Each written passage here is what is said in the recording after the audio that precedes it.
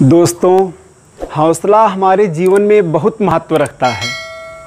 एक शायर हैं जानौलिया साहब, उन्होंने लिखा कि हौसले भी किसी हकीम से कम नहीं होते हैं, हर तकलीफ़ में ताकत की दवा देते हैं।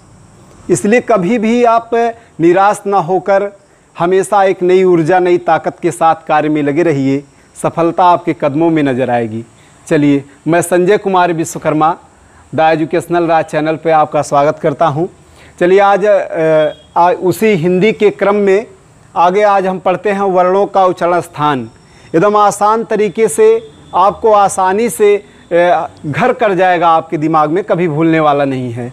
प्रत्येक परीक्षाओं में पूछी जाती हैं। तो देखिए, आइए शुरू करते हैं वर्णों का उच्चारण स्थान। देखिएगा, देखिए यहाँ आप लिखेंगे वर्णों का उच्चारण स्थान के पहले आपको हम बता दें, जैसे देखिए, जब हम कुछ बोलना चाहते हैं तो ऐसा नहीं कि हमारे मुख से अक्षर बन के निकलता है। का बोले, खा बोले, हमारे अंदर से का निकला, खा निकला, कहीं सा फंस गया, हम चा से फंसा के निकाल लें, ऐसा कुछ नहीं है। जबकि हकीकत क्या है? हकीकत यह है कि हमारे अंदर से एक वायु निकलती है जो स्वर तंत्रियों में टकरा करके एक वर्ण का रूप ले लेती है, एक सुर का रूप ले लेती है, एक ताल का रूप लेती है। तो अक्षर नहीं हमारे अंदर से निकलता, वायु निकलती है। तो वायु कहाँ कहाँ निकलती है और कहाँ कहाँ टकराती है, तो कौन सा वर्ण बनता है, उच्चारित होता है, उसी को उच्चारण स्थान कहा गया है।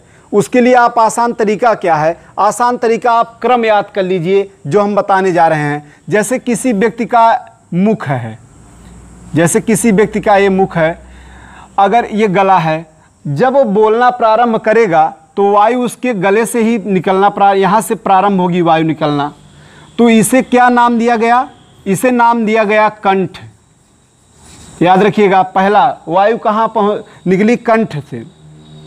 उसके बाद कंठ से जाके वायु टकराती, यहाँ होता है ऊपर तालु, यहाँ टकराई, जिसका दूसरा नाम दिया गया तालु। उसके बाद तालु से वायु पुनः आगे बढ़ती है तो दांतों और तालु के बीच जगह जो होता है उसे कहा जाता है मूर्धा। मूर्धा से टकराती है। मूर्धा के बाद तुरंत आपका आता है दांत। वायु कहाँ टकराएगी? दांत पे। फिर नाम दिया गया दंत। और दांत से उसके बाद व्यक्ति के होंठ होते हैं, वायु पुनः होंठों पर टकराती है, होंठों से बाहर आ जाती है, जिसका नाम दिया गया ओष्ठ। यही क्रम आप याद कर लीजिए। पहला क्या है? कंठ, दूसरा तालु, तीसरा मूर्धा, चौथा दंत, पांचवा ओष्ठ। अगर ये क्रम आपको याद हो गया तो उच्चारण स्थान याद हो गया। कैसे? आप कक्षा 1 से पढ़ते आए होंगे। पहले होता है का वर्ग, फिर होता है चा वर्ग, फिर होता है टा वर्ग, उसके बाद होता है ता वर्ग, उसके बाद होता है पा वर्ग। कहीं ऐसा नहीं होगा पहले टा वर्ग हो जाए फिर का वर्ग, क्योंकि कक्षा 1 से बताया गया पहले का वर्ग, फिर चा वर्ग, फिर टा वर्ग, फिर ता वर्ग, फिर पा वर्ग। यही क्रम आप वहां रख दीजिए। का वर्ग का उच्चारण स्थान क्या है? कंठ। एकदम वही क्रम रख दीजिए।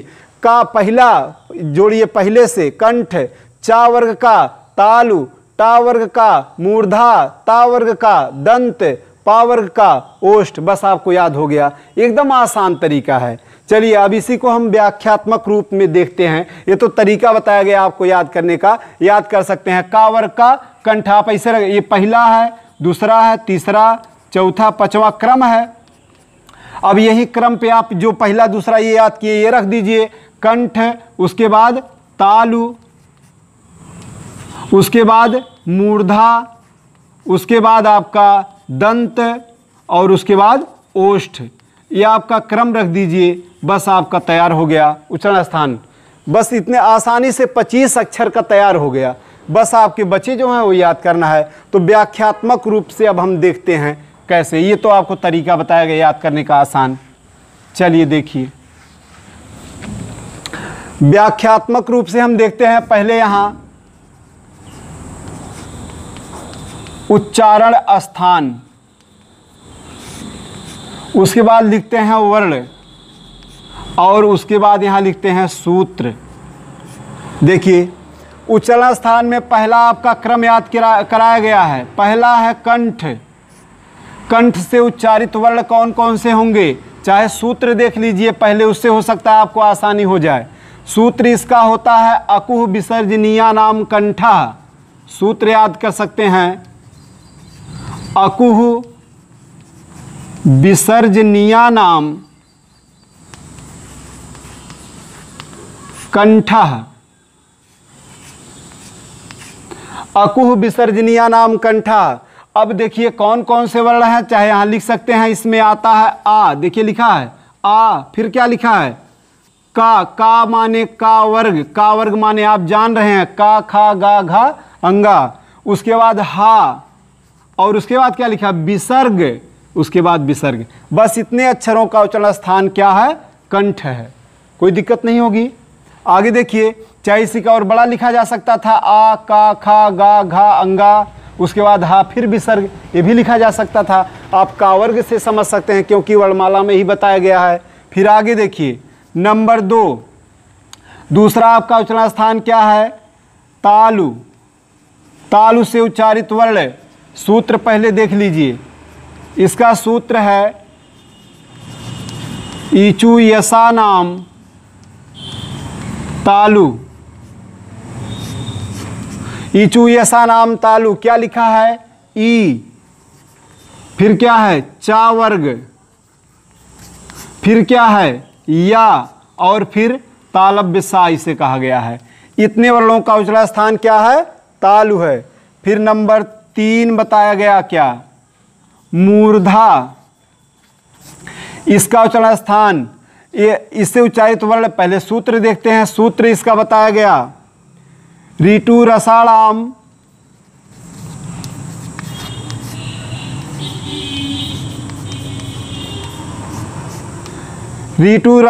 मूर्धा। कौन कौन से वर्ण हैं, पहला है री, उसके बाद क्या है टा वर्ग, और उसके बाद रा, और एक ताल मूर्धन्य सा। ये आप इनका उच्चारण स्थान क्या है, मूर्धा। अगला देखिए चौथा है आपका दंत। सूत्र इसका क्या होगा, री तुलसा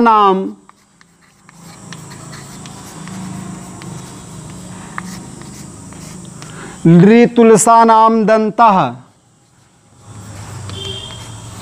कौन कौन से वर्ण हैं देखिए कि एक सूत्र में री, उसके बाद ता वर्ग, उसके बाद क्या लिखा है ला, उसके बाद क्या लिखा है छोटा सा यानी दंती सा। इनका उच्चारण स्थान क्या है, दंत। आगे देखिए पांचवा बताया गया ओष्ठ।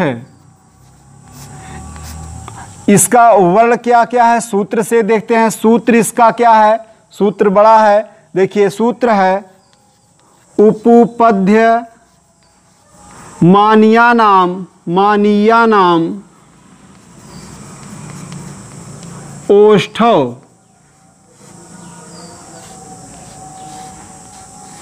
उपपद्यमानिया नाम ओष्ठो। क्या क्या बताया गया, यहाँ बताया गया उ और पा से पा वर्ग। इनका उच्चारण स्थान क्या है, ओष्ठ है। 6वां, आगे देखिएगा अगला उच्चारित वर्ण आपका होगा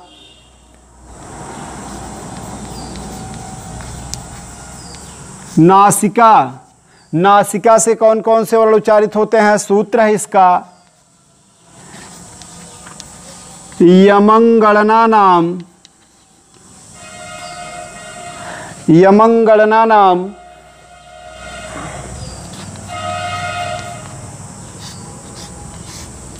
नासिका।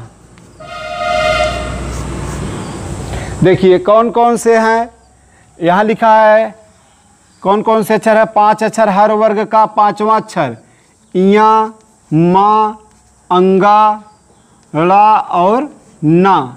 इन 5 अक्षर का उच्चारण स्थान क्या है, नासिका। अगला देखिए, अगला लिखा है कंठ तालु। आपको पता होगा अगला उच्चारण स्थान ए और अय। अच्छा, अब ये क्यों कंठ ताल हुआ आप बताइए। गुण संधि आप पढ़े होंगे, जानकारी होगी। ए बनता कैसे है, जब आ के बाद ई आ जाए तो दोनों मिलके क्या बनता है, ए। तो आ का उच्चारण स्थान क्या है, कंठ। ई का उच्चारण स्थान क्या है, तालु। तो कंठ और तालु से उच्चारित कौन होगा, ए और अय। आगे देखिए, ये आपका है, आगे देखिए कंठ तालु, इसका सूत्र दिया गया ए दयतो कंठ तालु। आगे देखिए, अगला है कंठ ओष्ठ। इससे कौन वर्ण होगा आपको पता है, कंठ यानी आ, ओष्ठ यानी ऊ। आ के बाद ऊ आ जाए तो क्या बनता है, ओ। गुण संधि में बताया गया है। तो कंठ और ओष्ठ से कौन सा वर्ण उच्चारित होगा, ओ। तो कंठोष्ठ से आपका ओ और औ, ओ और औ उच्चारित हैं। इसका सूत्र दिया गया उदयतो उदौतो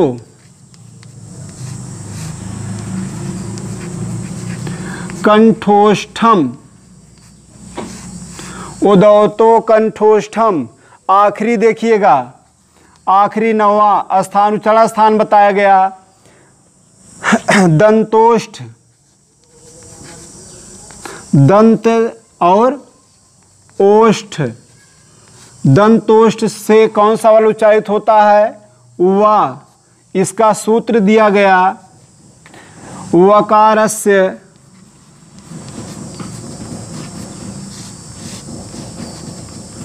दंतोष्ठम, वकारस्य दंतोष्ठम। बस ये आपका उच्चारण स्थान है, ध्यान दीजिएगा। सूत्र आप चाहे याद कर लीजिए, चाहे इस तरीके से, नहीं पहले एक ट्रिक बताया गया उस तरीके से याद कर सकते हैं। सूत्र एक बार। पर्सनल वीडियोज और लाइव टेस्ट के लिए हमारे चैनल को सब्सक्राइब करें तथा घंटी के निशान को दबाएं ताकि नई नोटिफिकेशन